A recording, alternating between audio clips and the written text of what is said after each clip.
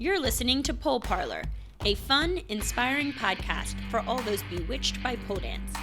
Each week, your Madam Crimson Minx has candid conversation with unique, engaging individuals from within and around the pole dance community. Pole Parlour is passionate about preaching creativity, soulful sensuality, and empowerment through pole dance. You know how we do. Welcome everyone to Pole Parlour. This is episode 3, Annemarie Davies, part 1. I'm your host, Crimson Minx. On this episode, we have Annemarie Davies, aka the Queen of Sexy. Annemarie is an OG poler who originally discovered pole dance in 2002 while performing as a stripper, and she is still an influential and undeniable force in the pole community today. She is the co-creator of the Bringing Sexy Back campaign, founder of United Pole Artists, and an expert performer and teacher of sensual dance. Annemarie had so much amazingness to share that her interview was a two-parter. In this episode, we discuss Annemarie's experience witnessing the birth and growth of the pole dance community over the past 14 years, the history of contemporary pole dance, what makes someone sexy, and what inspired her to start United Pole Artists. So without further ado, here is Annemarie Davies. Let me see that cash. Wanna see this ass? Let me see that cash. Wanna see this ass? Let me see that cash. Wanna see this ass? Let me see that. Welcome, Annemarie Davies, to the Pole Parlour podcast. How are you? I'm great. Thank you for having me. Oh, well, thank you so much for joining us. Good. Yeah. So we'll jump right in. You Sure. are one of the few original OG polers who is still quite active in the pole community today. But for actually, how long have you been pole dancing, and how did you first discover pole? I've been pole dancing since 2002, so currently that's 14 years. And I discovered the pole because I started off as a stripper, and I didn't want to be a stripper to be a pole dancer. I wanted to be a stripper to make money. And then, I saw what the girls did on the pole, and because I have a background in gymnastics, cheerleading, and dance, I thought, oh, that'll be a nice new thing for me to do and try. And so I started poling because I was a stripper first. Oh, and were there studios around in 2002 or not really? You kind of just, did you Not teach yourself? here in LA. Oh, definitely. Definitely teaching myself. Yes. For Okay. many years. For 5.5 years. I was self-taught. Oh, wow. And this was in Los Angeles? Yes. Okay. Yes. And All around. When did pole studios start to open? When did you see that happen? 2006-ish, 7, right around there. Okay. Right around there. Yeah. Okay. Well, I mean, I think one opened in 2006, but I didn't find out about it till 2007, and the timeline's a little iffy, so it might have been 2007. So, yeah. Gotcha. Ish. 2006, 7-ish. Okay, so Yeah. it, not that long ago, like No. 9-10 years ago. Yes. Okay, so then you are the perfect person to ask, how have you seen the community evolve and over the past 10 years?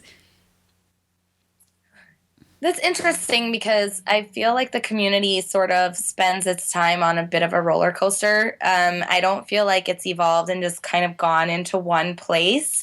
I feel like, we hit this really big spike in 2008 and 9, and then we just plateaued. And so in 2008 and 9, it was very, anti-stripper, anti-sexy. And that was during a major growth spurt for us. And then in about 2010, 11, and 12, we sort of plateaued. And that was when everyone was really comfortable with the sexy style. And that's where we saw all types of pole dancing start to emerge. People doing ballerina pole dancing, people doing, mixing all different kinds of genres. And it was during that time where it was like, well, we're doing it more than just modern and contemporary and fitness style. We're doing it in all these different styles, and sexy was embraced as it should be. And now we're on this spike again right now, currently, where there's a lot of, like, if you'll notice, there's a lot of craziness kind of changes and sort of like this exchange of power in a way. And it's interesting that it's coming during this spike of growth that we're seeing. So I feel like it just keeps evolving. It's not really evolved into one thing. It just keeps evolving and growing. And so are you referencing kind of that struggle between the pole fitness and pole dance sexiness? Is that what you're speaking to? Yes. Okay. And also different brands, especially pole fitness organizations, there seems to be some interesting things happening there. Okay. Something I can't talk about. Okay. Well, Yeah. I'm sure we'll all You'll hear about that soon. know over Yeah. time. Yeah, and obviously because of your background, you're a big advocate of keeping sexy in pole dance. And I actually heard you in an interview once say that you don't think that the discussion should be around how do we keep sexy in pole dance, but instead how do we incorporate pole fitness into pole dance. And I really enjoyed that. And I don't know if you remember that, but it was a moment of brilliance. And well, I say a lot of things. I liked it, but it came from, you were telling an anecdote about how pole dance originated with a pole and a tent. Do you want to share that story with us? Sure.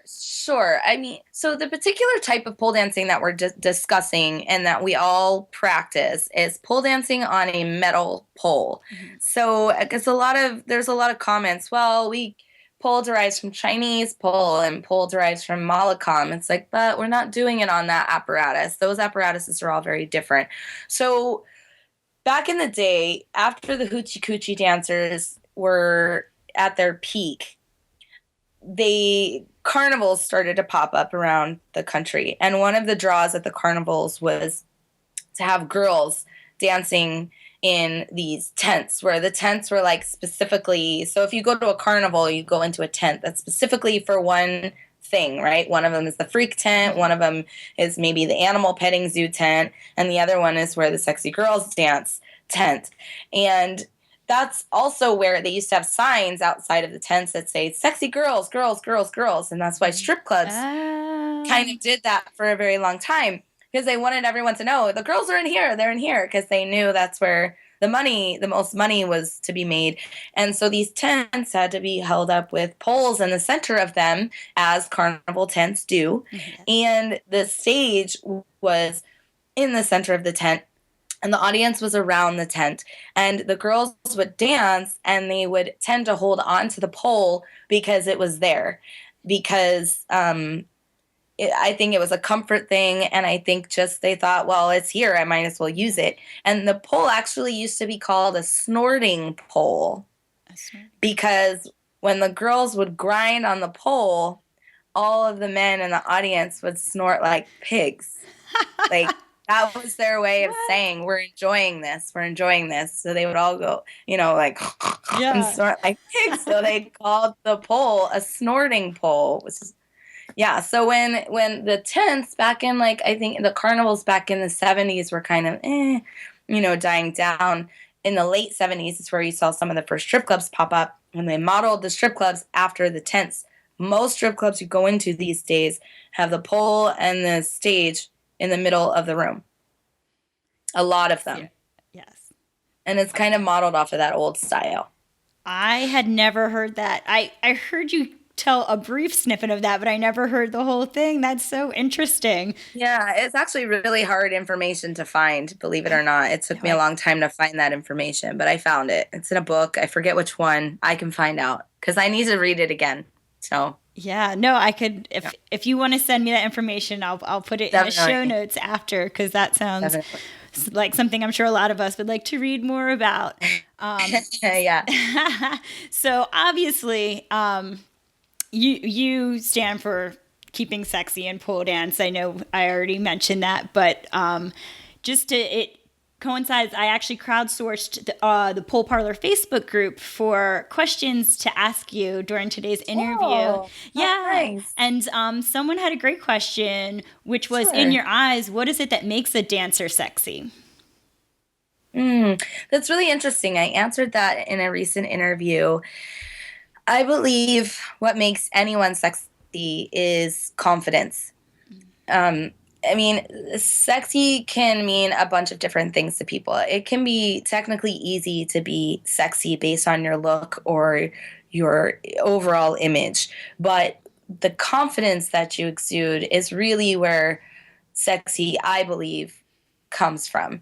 So, spending your time wielding that power on stage, wielding that confidence. And when I say power, I'm talking in the sense of the power of understanding how free you are when you're that confident and that sexy. So it all kind of starts to go hand in hand. The confidence exudes the sexiness, which creates the power, which creates more confidence. So it's like this circle of sexy, confident power that happens. And for me, that's what makes people the most sexy, and how you can use sexiness to your advantage the most is by sending a message without your words that I am powerful because I am free to do what I want with my body and I don't care what anyone thinks.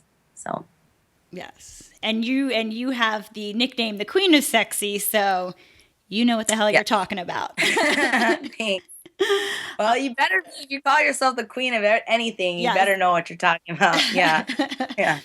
And so you've been dancing now for quite some time, for 17 years, 14 years, and math difficult. Yeah. But yes, and so I know. And so you, at what point, for those who don't know, Annemarie started the United Pole Artists, which is a major association in the pole community, and I would love to hear more about that. Sure. When did you start it? What inspired you to start it? What were your intentions when starting it? Yeah. United Polaris is actually a media company, and a lot of people refer to it as an association, which I'm fine with. Okay. And I think that's partly my fault because United Polaris tries to do almost, I mean, as much as it can for the community, so it comes off as an actuality, it's a media company. And when I started UPA back in 2009, I started it only because I was coming off of being really down about something that had happened in my life. And I had this feeling that I had to do something, and I wasn't sure what it was, but I knew it had to do with pole. And I needed to fill this void that I was feeling. And I first thought of a name with no real clue of what I was going to do. And it took me 3 months to come up with a name. And then I built a little website. It was so crappy. It's really funny, actually. I mean, all websites were crappy in 2009. Yeah, okay. yeah. And I just thought, well, to me, pole dancing is such a beautiful art, and not enough people understand what it is that we do or understand the people that do it. So maybe I should inform the masses and the public of what it is that we do. That way, if someone wants to know more about pole dancing, they have a site where they can find information. And so I just kind of stuck with that and just kept running with it. And every other day I would wake up with a new idea and a new idea. And that's when I came up with the idea of making videos and filming, interviewing people. And that was right back when YouTube was first starting to get big. So I took advantage of that platform and started making interview videos. And then one day I got the idea to live stream and, started doing that before anybody else did it, which was quite challenging at the time. So there was very little information on how to properly live stream back then. So it just kept snowballing and growing into what it is now. And it's been a really amazing journey. So what is it now? So for those who aren't familiar, if you went to UPA, like, why would we go to the website? Is it we can access classes, we can access interviews, what else? You can access a lot of different blog entries. We have about 1,700 blog posts on that site now. We have videos that can entertain you. We have a lot of information on events, on businesses in the industry. We have coming soon again is our studio map. It's an international Oh, studio map. We took it down to redesign it. It'll be back soon. okay. And we have UPA.tv now where you can watch now webinars and classes from Stretch It, which is our new Stretch It channel, from classes from Body and Pole, which is the Body and Pole studio in New York, classes from the Vertitude from here in Los Angeles, California, and hopefully soon some more types of channels. So Wow. we consider ourselves a media company where you can read, watch, learn, and find out about local businesses and events in your area. Okay. That makes sense. I think, I was trying to think, well, why did I think it was an association, or why couldn't I, nail that down originally? And I think because the pole community really is so small and still Yes. growing. And you have been around for so long that you are Yeah. involved in everything, and you see Yeah. UPA everywhere. So Yay. it is kind of, it gives the sense that you are just kind of like this all encompassing type of Yeah, and I went through that about a year or two ago where people are like, "Well, what is UPA?" And I was like, that's a good question." like, well, you And so do about 2 years, everything. yeah, yeah. Well, because it was needed for a long time. A lot of what we're doing was really needed. And now I'm able to see what other people are doing and step back and kind of hone in on what it is that we do best. Okay. Yeah, I think that's great. You definitely took on a huge burden, but probably being able to focus on the media, I know that's one of your passions. So, Yes, definitely. Definitely. and to loop it back in, of course, to the sexy. Sure. I first learned of UPA from your Bringing Sexy Back challenge. Yes. How did that start? And for those who don't know what it is, we did actually speak about it last episode with Carmine Black, because it was something Yeah. she mentioned that she found really inspiring. Yes. So can Mm, you just tell us the history of that? And for those who don't know, give us yes. an overview? Yes. 2011, 12, Arlene, Tiffany, Alethea, Sarah, Adrian, missing somebody. Yeah, 2000, it must have been 11, 12, 13, 14, 15, 16. Yeah. So I was with Alethea having a conversation with her at Jumbo's Clown Room one night. Which is, for those And who don't know, Jumbo's Clown Room Alethea, is like a yeah. go-go strip club here in Los Angeles. Yes.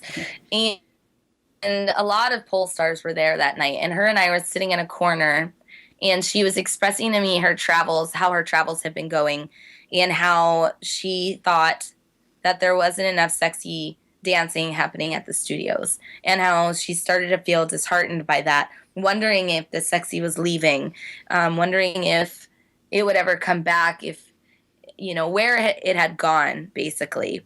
And we talked about that at length together that night, and I asked her, would you mind if I wrote something about this one day? And she's like, oh, sure, of course.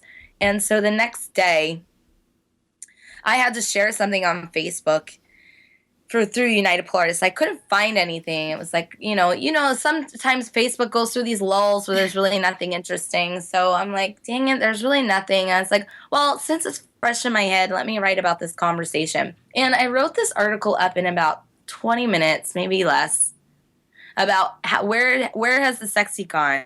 Do we need to bring it back?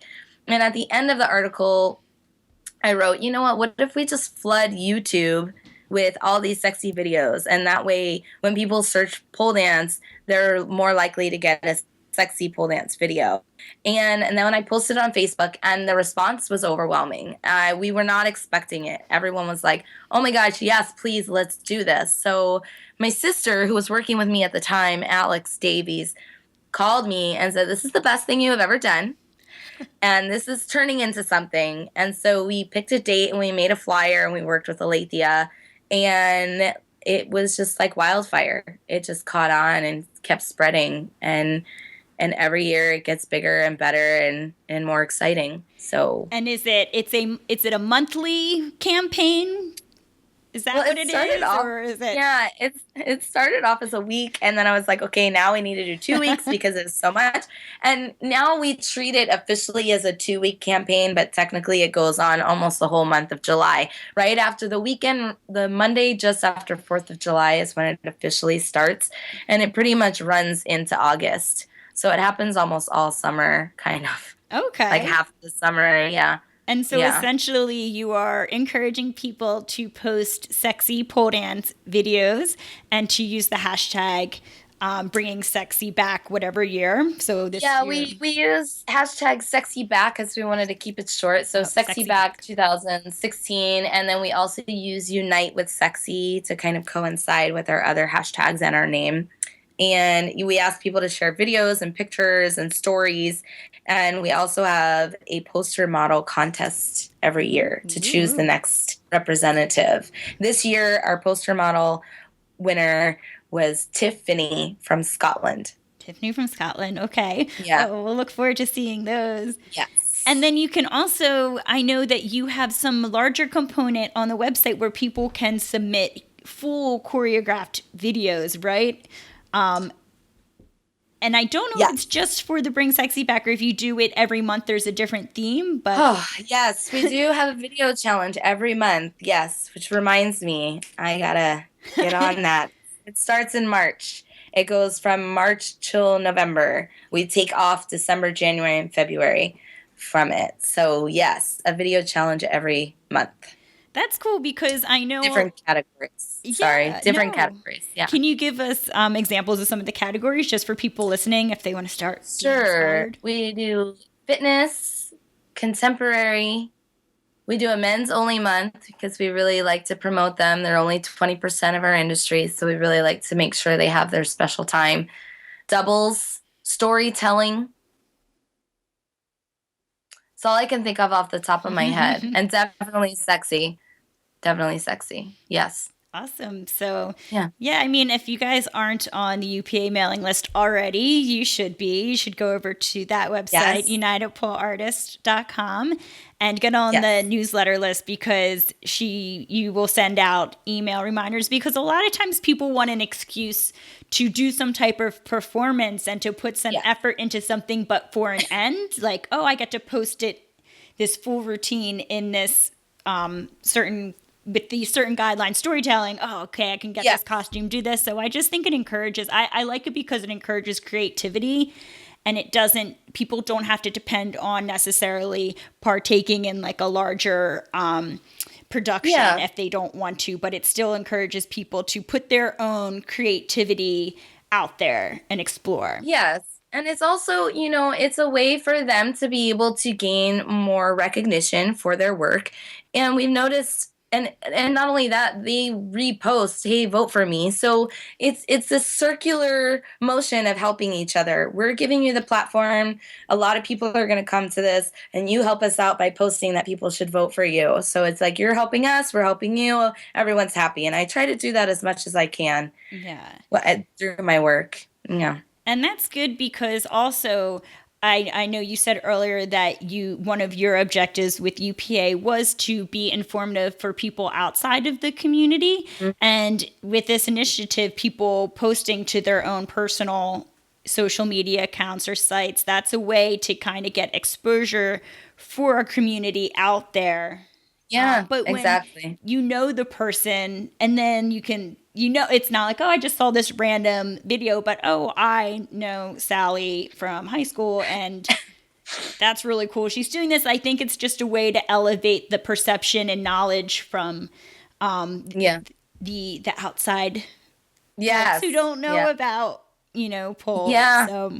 Yeah. That is an uphill battle. Yes. But one that we're winning. One that we're winning. And that wraps up part 1 of my interview with Annemarie Davies. We'll continue on next week in part 2 when we chat more about the challenge of changing the public perception of pole dance, her experience as a teacher, and educating people about pole dance through her upcoming documentary, Fistful of Steel. In the meantime, head on over to the blog at poleparlour.com to check out my post-podcast interview with Annemarie, where she shares some of her favorite music, photos, pole dance video, and more. Thank you for listening to the Pole Parlour podcast. Want more? Visit poleparlour.com for show notes and to link to the Facebook group where you can connect with other poloholics and continue the conversation. Listen to past episodes and subscribe to new episodes on the website, YouTube, iTunes, Stitcher, or SoundCloud. Lots of love, babes. Thanks for listening.